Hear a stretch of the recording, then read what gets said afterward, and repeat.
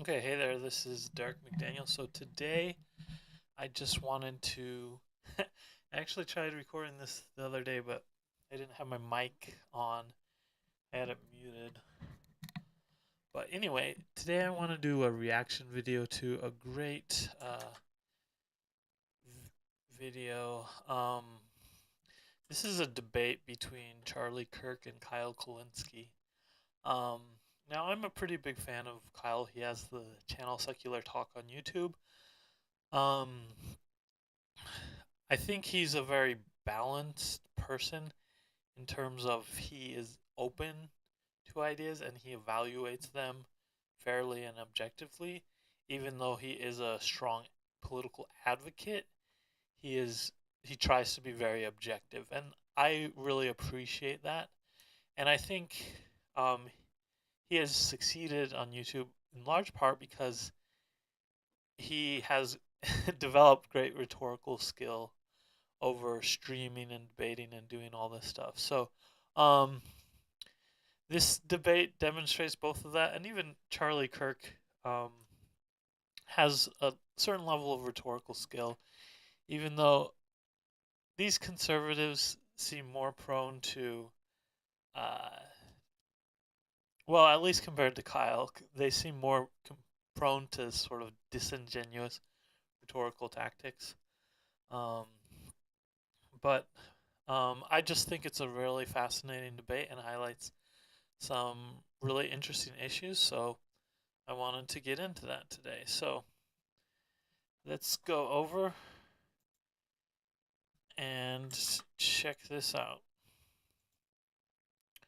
So this is from Politicon back in 2019. So I guess Donald Trump was still president. This was pre-COVID. Um, so just some awareness on for context, what was going on. Okay, let's listen to some of this.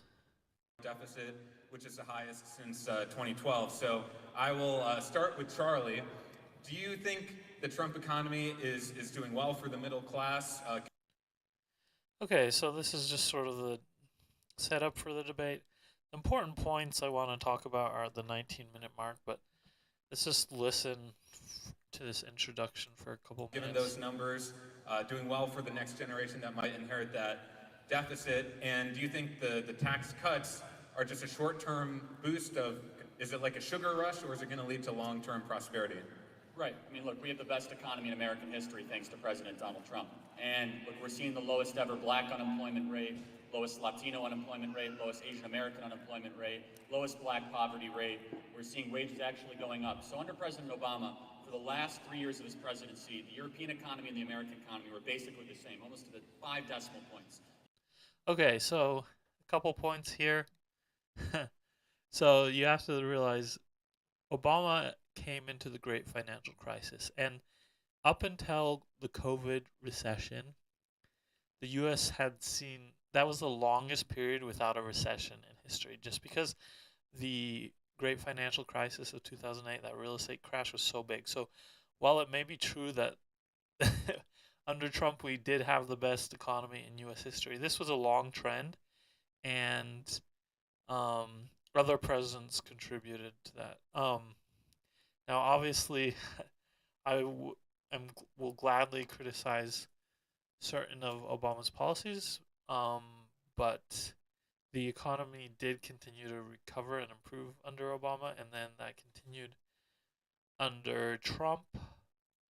Um, You couldn't so one thing, deregulation, tax cuts, these kind of very laissez-faire economic policies, they tend to have negatives over the long term. So it's not a really good time frame to evaluate those policies just within the president's tenure. And this is true to the extent of most economic policies. Um, you can't fully evaluate them within the president's tenure, and it can even be like 10, 15 years down the line before the most significant effects are felt. Um, but yeah, to a certain degree, if a policy isn't working, then the it will not be continued, oftentimes in the same administration or under the next administration. Sometimes policies, just administratively, they're difficult to implement, so they take a while to get going. So there's a lot that goes into evaluating policy, and you can't evaluate it fully on an empirical basis. You need to be aware of empirical information and quantitative.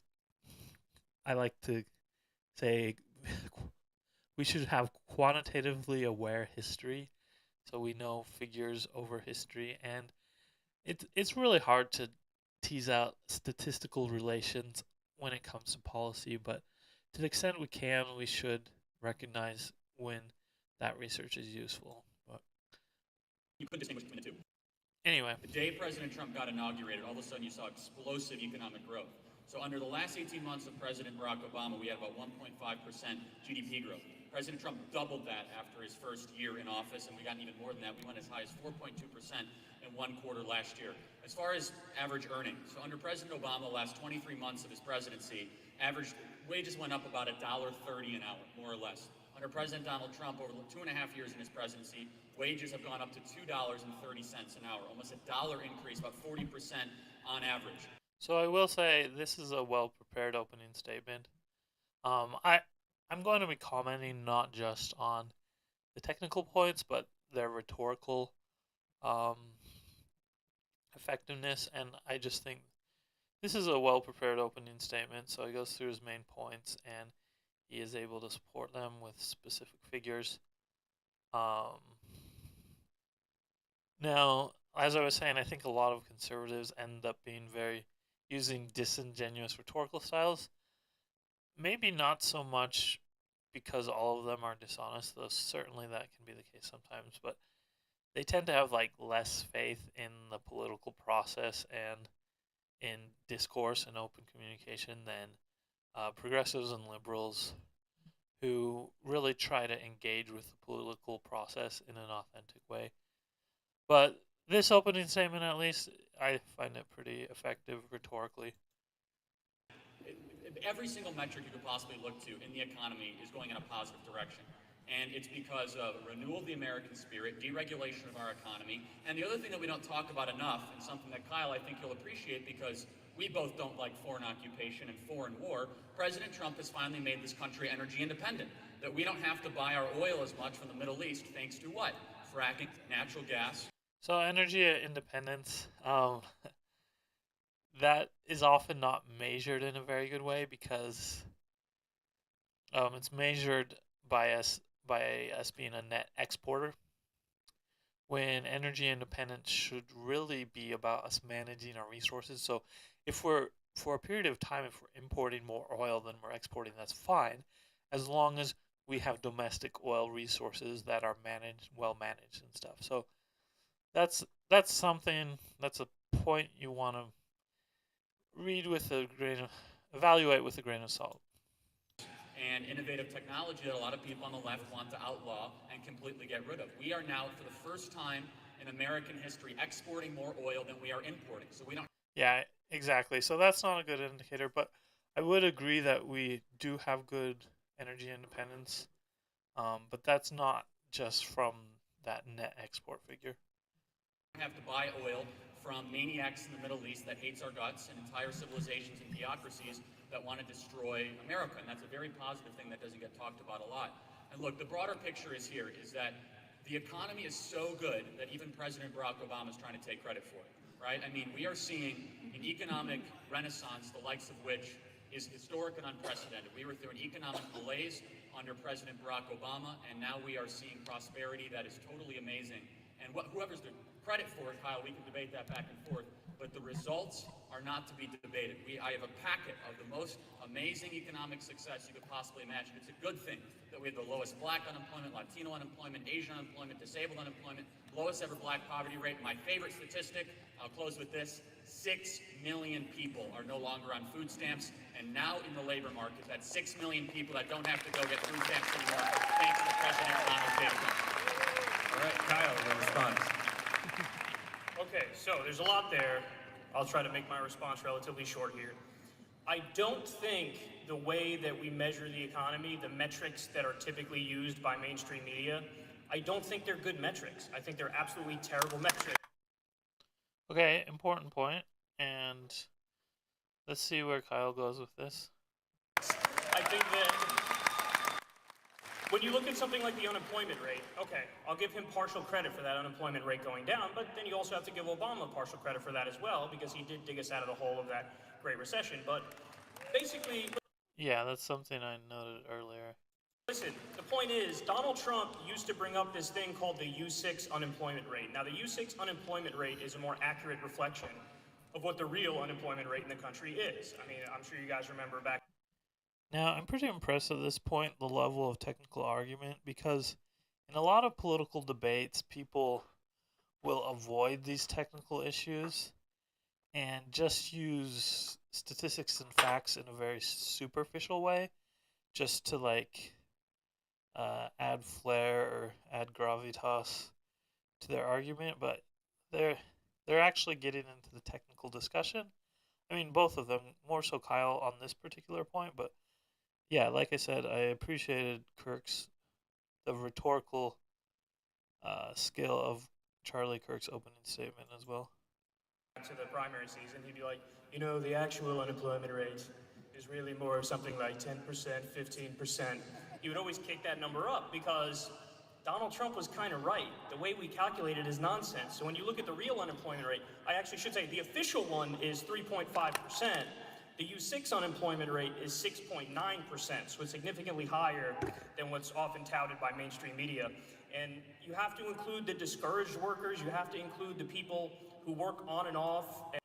So this doesn't necessarily contradict Charlie's statement because that could still have improved, but I mean, it's just something good to be aware of. That means we have a ways to go before our economy is, at least at this point, we still had a ways to go before our economy is really realizing its potential. And there's a lot of people who just don't feel like they have a place in the economy. That's not like the whole point is to work, and it shouldn't be necessarily easy all the time or perfectly accommodating. But yeah, it's these issues of wealth inequality. The economy doesn't serve everyone equally, and just giving someone the opportunity to work isn't like a act of generosity itself. I mean, if they in terms of like averages, I would say, like, obviously if someone has a poor work history or like has had personal struggles, like it can be generous to extend to them an opportunity to have a second chance to better themselves. But um you can't just, in terms of as a political thing, say low unemployment is like some sort of uh, generosity or accomplishment, because work is an exchange, right?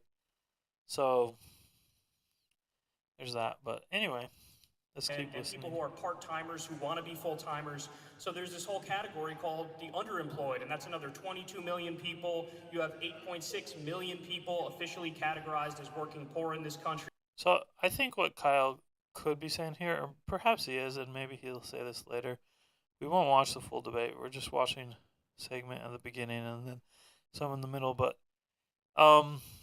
even though the economy has improved, I think what you can say is that Donald Trump doesn't have a good plan for how to get us to the point where the economy really serves our needs and isn't very skewed. Because right now we have a very skewed economy that helps some people much more than others. And I think for a long time, one of the biggest trends is our economy accommodates consumers very well. Like even people like poor people, lower income people, like our economy is good at servicing them as consumers in most markets. I would say other than housing, but in most markets, our economy is very good at accommodating consumers, but we have a completely different attitude towards workers. We think that workers don't need accommodation, and like it's a little weird. Um, like we focus so much on giving consumers infinite choice, just like advertising to consumers, doing all the stuff, but workers, there's two sides of every economic transaction: the producer and the consumer. So like giving workers choice and workers a variety and trying to um, compete for better working conditions and stuff like that. That should be an important part of the economy too. Like we have this attitude that we have a social obligation to work, but then we take when we're selling things, it's like, oh, we're just doing this for profit.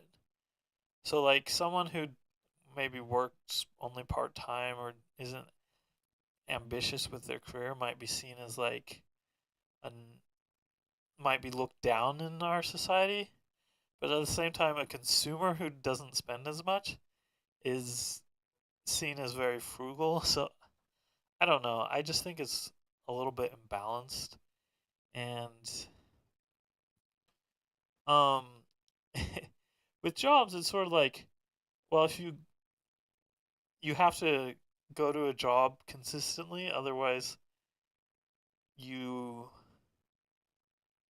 there's not much negotiation on the employee end in terms of scheduling and stuff. Like there's much less accommodation there. Like you're basically most jobs are like take it or leave it in terms of certain scheduling, but um if you think of a consumer, like if you had went to a store that expected you to like buy bananas every day, otherwise they wouldn't sell you bananas the next day, that would like make no logical sense. But with a job, you have to work every single day consistently, otherwise they don't want to give you a job at all. And there are practical reasons for this, just because in terms of staffing and security, like businesses, it's easier to accommodate many customers than many employees, but it it does sort of demonstrate this. We try to accommodate the consumer, but then the employee is just treated as a tool that they should just buck up and deal with it. So I think we could be more balanced with how we view the economy in terms of producing versus consuming. They're both things where they're both exchanges, right? So they both involve negotiation. Anyway, let's continue. You have this fact always gets me. I think it's incredible that 78% of Americans live paycheck to paycheck. 78%. Yeah, that's really bad. That's nothing to write home about. And thank you. Yes. At the same time, that is an issue of personal responsibility, but I feel a reason why a lot of Americans aren't financially responsible or don't have aren't in a financially secure position isn't necessarily because that's what they would choose. Um, it's just that they have dealt with this precarious economy and just almost an economy of injustice for so long that a lot of people have given up, and just costs are sort of out of control in a few key areas like healthcare and housing and education. And that's sort of the way you get ahead, like in an economy.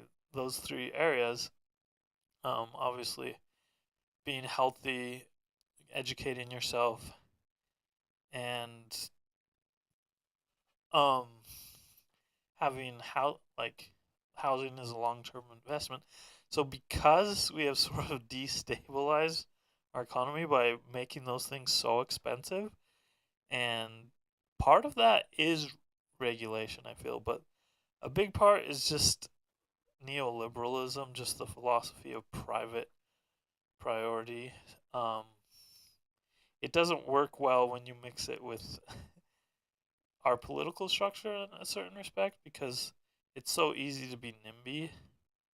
And so if you prioritize private wealth, then it's easier for local communities just to like create policies that ensure their housing assets appreciate, which has negative spillover effects for a wide variety of things. So later on, they will get into the topic of wealth creation, entrepreneurialism, and while I don't agree with um, completely with some early economic figures like Henry George, I don't agree with him completely, but you you should be aware of the like he made a lot of important comments on the economy, the nature of wealth, like, and I think we should consider how different policies affect that. Now, I think more than ever, people are being aware of like policies like land value tax, ranked choice voting, these kind of sort of technical solutions. And I think they have a certain degree of merit. I don't necessarily agree fully with their analysis, but those types of solutions have merit. And listen, half of workers make $30,000 a year or less, and 40% of Americans can't afford a $400 emergency. So, actually, what I would have agreed with you on if you presented it this way is, man, Obama kind of sucked, but so does Trump. Number one, the U6 unemployment is lower under Trump than it was under Obama. So even if I were to take your argument, the U6 unemployment is lower. Number two, we have more job openings than we have actually people to fill it. Yeah, that's true. Because of that, we are seeing wages go up, and I can prove it. So this is one of the most amazing statistics. Average income. So the job openings versus people to fill it. A job opening is just like it's a bid, right? It's just saying there's an activity someone could do that would be beneficial and that is an available opportunity. So, I mean, obviously, in anything, you should have more choices. That's the whole point. You have many choices of things. So, saying there's more job openings than people to fill them is a ridiculous statement because it's just like that's the way it should be. There could be 100 job openings per person, and that would be fine. Like, that just means we have a lot of choice in what we're going to do. Going back to my point of accommodating the workforce and such, like employers in aren't entitled to cheap, abundant labor anytime they have money to spend. They should have to compete just like the rest of the economy. For under Bush, Obama, and Trump. So under 8 years of George W. Bush, average middle class income, because you focus on middle class earners, people that need money for an emergency, the backbone of our country. Okay, I'm gonna stop right here. This is a lot of good stuff. I would recommend you watch it, but we're gonna skip to this part of the debate about wealth creation and like where they talk about billionaires because that's the point. This is a very subtle and nuanced issue, and that's the point want to really discuss here. To people's heads. Instead, they were creative, they were entrepreneurs, and they were innovative. Some 12% for corporate. Okay, here it is. So, I backed up a little bit, but Charlie Kirk was just talking about how people get rich through creativity, which is often the case, not always. But like, one thing I've been thinking about a lot is what I call scalable wealth creation. Like, let's say you're a farmer. Like, back in the day, we used to have a agrarian society where 50% of the population or more would be involved in agriculture. So that's a very scalable form of wealth creation. Like, a large percentage of the economy could do that, and the economy would still function. But if you talk about some of these other job creation roles, like venture capitalists, CEOs, like they have lots of money, but if everyone tried to be a CEO, like the economy wouldn't function. People have to be on the ground doing grunt work. Now, that's not to say CEOs can't provide value and such. It's just to say, like, if were all had that level of competency to be a CEO, then some people would still have to be on the ground doing basic tasks. Like, it's not like, and also their income is dependent on those people doing the basic tasks. So I don't think anyone could, when you talk about the phrase billionaire should not exist, we'll get into that later, but let's just try to listen to Tax rate? what they say about this. Yes, the effective corporate tax rate went from 23% Good. No, I mean, to 12%. should be 0%, but yeah, that's perfectly fine. That's a very unpopular position. Please proceed. Yeah, no, and I'm happy to elaborate on it. This is a bigger philosophical point. And this is where So he just said that he thinks the effective corporate tax rate should be 0, and Kyle's like, that's a very unpopular position. Go ahead, like, make yourself look bad. But anyway, it's a very amusing part of this I will debate. find no agreement whatsoever, respectfully. Is it our money or is it government's money? And that's a really important. Is it our money or government? So money is a relationship between the public and private. So obviously, anyway, I've gotten into that enough. Discussion to have because you frame. Just because whoever creates the money is not the one who possesses it. That's true of all financial assets. If a company issues shares, then the people who hold the shares aren't the company. Like, well, that's a special case where the shareholders are the owners. But the point is, like, when you issue something, you have no reason to hold it. Okay, but anyway. Frame this as the creation of wealth is somewhat of a bad thing. I'm not going to try to mislabel what you're saying, but just because someone got rich does not mean anyone got poor. In order to get So I do appreciate Charlie Kirk said, hey, I'm not trying to mislabel what you're saying because, yeah, it shows a certain amount of good faith to recognize, hey, this may be a very common position by people on your side, but I'm not specifically trying to pigeonhole you into that. Rich in a market society means you have to employ people, you have to have a good idea, you have to voluntarily sell it over a long period of time, people have to purchase that product, you have to continue to prove yourself, you have to probably buy property or rent property, you have to get money flowing through the economy. Just because someone got rich does not mean they went. Get money flowing through the economy. That's funny that he would say that because that's sort of a very I mean, he is conservative, and conservatives will often adopt sort of libertarian laissez-faire Austrian school views, but the idea of just having money flowing through the economy being a good thing is like something an Austrian would say is a fallacy in most cases. So it's funny he uses that argument here, but I mean, Republicans and conservatives don't necessarily always align with libertarians and Austrians, but it's just interesting that he used that. Went around and stole the money away from people. Wealth creation in a market society requires innovation. So again, sometimes it's true that wealth creation requires innovation.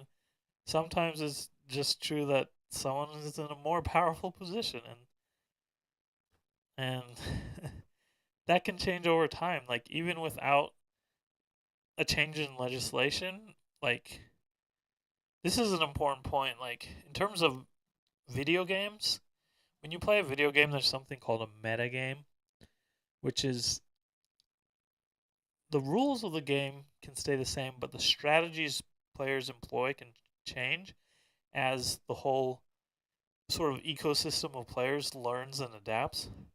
So what previously seemed like a fair or balanced game can all of a sudden become completely unbalanced and poorly designed simply because people discover new strategies or some other secondary some other type of imbalance emerges. Like, even under the same rules, like, certain imbalances can emerge which allow unfair advantages. So it's the same in politics and economics. Like, you have to pay attention to the metagame. It's not just one set of rules will always work. You have to constantly adapt. So, I mean, we can have pretty good rules right now that create a fair society, but if we never update them, then over time people will figure out how to exploit those rules and abuse them. Like even not not even including stuff like corruption or like people's government agencies becoming relaxed, like sort of Minsky instability type ideas where stability creates instability. But even excluding that, people can just figure out how to take advantage of things over time. So, and this is applicable to a wide variety of things in economics, business, finance, even search engine optimization. Like, I feel the golden age of search engines is like 2002, like when I was a sophomore in high school when they were just becoming big. Um, yeah, so a lot of things will have this sort of meta game, and it requires diligence by policymakers, by uh, people, by institutions, by people with power or influence, and by all of us just to stay on top of things. Be like, hey, these issues are constantly changing and evolving. Entrepreneurship, something that makes every single person in this room richer. So when someone gets rich in a market society, they did not pillage and plunder and So, the basic nature of property rights is that they are an exclusive claim, and this can give you advantages over other people. Now, it's uh, yes, if you are following market rules, you aren't directly stealing it and stuff, but anytime you have exclusivity, like some people can have advantages over others and they can take advantage of that to distort prices. So, in general, I see the price equilibriums as not just a balance of um like people think if the process of buying and selling is fair, then prices will stabilize. But I think the equilibrium is always between some imbalance that creates an unjust society where you actually have to correct that imbalance. You then have to um suspend the market system. You have to have revolution. So the way I say it usually is prices that are too low lead to overconsumption and will lead to ruin, like destruction of the environment and such. Prices that are too high will lead to excessive profits, inequality, and eventually people won't be able to tolerate it and you'll get revolution. So, I mean, that's a dramatic simplification, but so the upper and lower bounds of our price curves is always going to be these extreme social conditions that despite a fair process or fair rules, it ends up not being fair to different parties, just like I was talking with a meta game.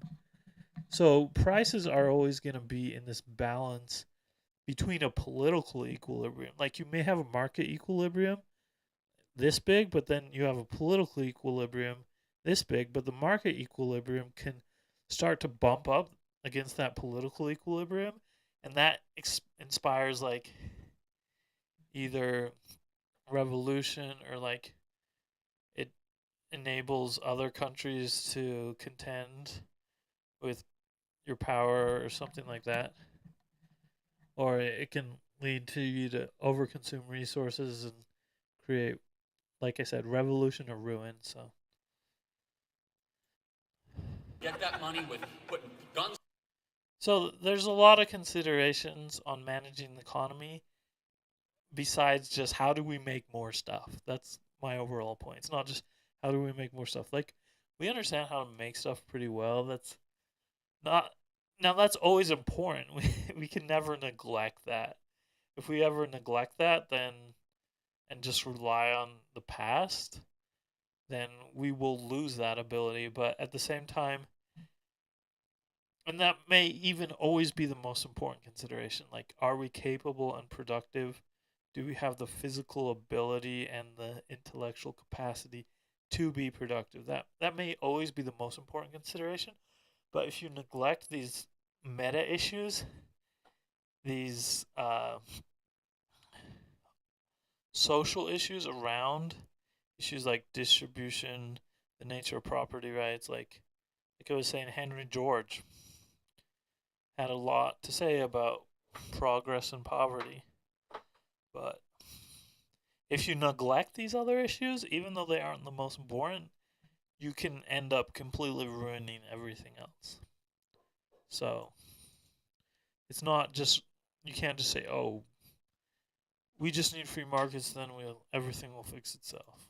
To people's heads. Instead, they were creative, they were entrepreneurs, and they were innovative, something that should be rewarded. And so that's where the philosophical difference is. You look at wealth creation as something that might be bad. I don't want to mislabel it, but That's not what I think. your preferred presidential candidate says billionaires should not exist. I believe. So I think he made that point very skillfully. He's like, I don't want to pigeonhole you, but at the same time, this is what the guy you support says, Bernie Sanders, billionaires should not exist. Now, what I've noticed, simple political messages are much easier to get amplified and to spread like a meme. The simpler a message is, the easier it is for people to agree with. So a statement like billionaires should not exist, that's a really simple message. And technically, for the most part, I would agree with that. But I want to take a nuanced view. The reason I agree with that is just because of this idea of scalable wealth creation. Like, probably there's not any case where people legitimately and fairly earn $1 billion. We just have a sort of effed up financial system where people can speculatively get a ton of wealth. So, and more than that, I think billionaires shouldn't exist because I don't think people should want that goal. I don't think having tons of money should give you any more advantages or benefits in society. So I think we should just see billionaires as try-hard losers who just don't like, they have more money than they need. Like, why are they still chasing money? Like, I think that's the way we should see it, not like, oh, it should be illegal to have X number of dollars. I mean, potentially those policies could be appropriate, but I think if we address those other issues, like why do people want so much money? Because we have a system that creates artificial scarcity that makes people think they have to work and struggle even when we have tons of abundance and can all have common prosperity. We create a system of artificial scarcity so that people will want to struggle, and that makes status a lot more important than it would be otherwise. So if we made status less important, I feel like the amount of people who would actually care to become billionaires, it would be diminishingly small, and they would just sort of be like spectacles and jokes rather than like celebrities and heroes. So I don't think having $1 billion should give you any more power. It should just mean you can buy more stuff. But That every single person in this room that is using an iPhone, that goes to Amazon.com and uses Google and Facebook. so again, these innovations are sort of generational developments, and it's not just the captains of industry that are doing all the work here. It's our whole society, like engineers, scientists, even factory workers. They may have insights to help with this. So, in general, like everybody's got to do work. Like entrepreneurs, they it can be a good job for some, but not everyone could be like go start a new Apple or something. That's just not a scalable thing that everyone could do. Look, your life. There's a certain personality that is better suited to that, and it's fine if we want to celebrate entrepreneurs for that reason because they are creative and unique individuals, but it's just we shouldn't act like they're better than other people who don't want to take those risks or don't want to live that completely eccentric lifestyle where you put everything on the line and just for some speculative idea. But so if you emphasize that too much, you can end up encouraging just degenerate gambling rather than legitimate people, entrepreneurship, and people who are very passionate about creating something. Has been made better thanks to the profit incentive that only someone that can become a billionaire is made possible. A market economy is the greatest, most assured way to create wealth for all people. So I think market economies do have certain social benefits. I think they're one of the most reliable way to get essentials, um, like food, housing, water, shelter. They're one of the most reliable way to provision these essentials. Like if you try to administrate industry, it would just wouldn't work as well. Um, but at the same time, markets can't effectively resolve issue. Like we should definitely keep like stuff like farming, food production. I'm not a fan of what I would call industrial socialism, where the state tries to run these industries. Like small countries like Venezuela will tend to adopt this for practical reasons, just I would say practical political reasons, but I'm not a fan of industrial socialism. Socialism is much more about hating the rich than helping the poor. I yield my time to Kyle. Okay. Well, allow Let's me to see what steal from Kyle your says. favorite. Well, he's president now, I but just love listening to Kyle. He is he can be nuanced and like very responsive and smooth. So I'm a big fan. so, Even though look, yeah, I just want to test your let's theory listen. real quick on wealth creation here. So, I'm going to give you two facts. I just want a yes or no answer. Jeff Bezos has over $150 billion. There are 50,000 homeless veterans in this country. If you could take 1% of his money to end homelessness for veterans, would you do it? Now a lot of people don't like these kind of arguments. Like we could do X if someone did Y. I would somewhat agree with them, but I think it should be a public incentive. But in this case, I won't fault Kyle too much. Um, or maybe I should, but these parasocial relationships, we shouldn't take them too seriously. I hope he gives it voluntarily. I will not put a gun to his head. That's a no. I'll tell you why. First of all, So this phrase that libertarians use, oh, put a gun to their head. Well, all property rights are coercive, so of course taxation is coercive. If we decide to use our public resources to address a significant problem, that's not violence. It's just creating a condition for people to claim to advance to a level of private wealth. So it's like, oh, if you want to have this level of wealth where you have mansions and cars and stuff, we're just going to say, okay, if you're going to have this, we're not going to really let you do that unless unless we take care of these priorities first. Okay, so that's the way I see it. Every property claim is coercive, it's exclusive, it's at the cost of other people accessing that resource. So the way you secure property claims is through taxation. Like taxation is literally the process of convincing others to respect your property. And then in such a system, public money is just going to be a tax credit. It's amount of tax credit saved. So that's my MMT brain working here. that's a false choice. That's a false choice. Let me tell you why. It's a thought experiment, Because bro. we have Okay, I'm gonna wrap up today. I have other stuff I want to get to, but that's just my thoughts. I think this is a really good debate. I highly recommend watching Kyle Kulinski. In general, he's sort of I think he has well-deserved online success. I like to say he's a rhetorical genius, but I do have a lot of respect for him and what he's able to accomplish. So check this out.